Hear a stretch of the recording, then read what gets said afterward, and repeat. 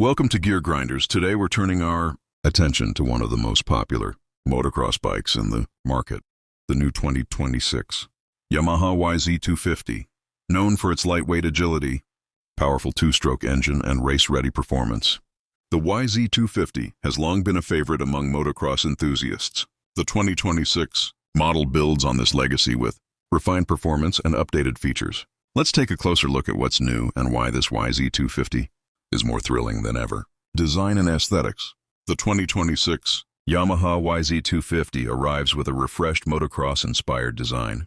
Yamaha has updated the bodywork for better ergonomics and a sleeker profile, while the new color schemes and graphics give it a modern and aggressive look.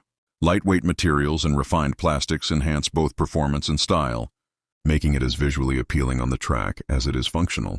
Performance and powertrain. Under the hood, the 2026 YZ250 continues to feature a high-performance 250cc two-stroke engine designed for rapid acceleration and responsive power delivery.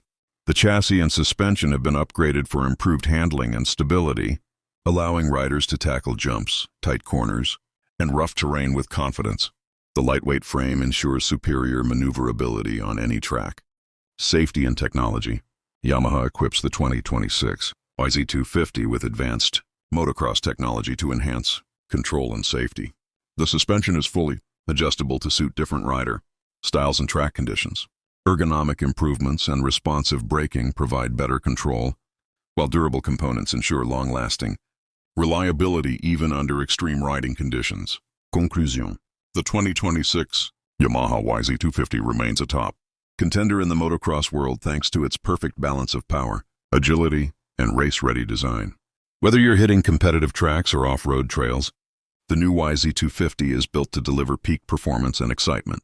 Stay tuned to Gear Grinders for more motorcycle news, reviews, and first looks at the bikes that matter most.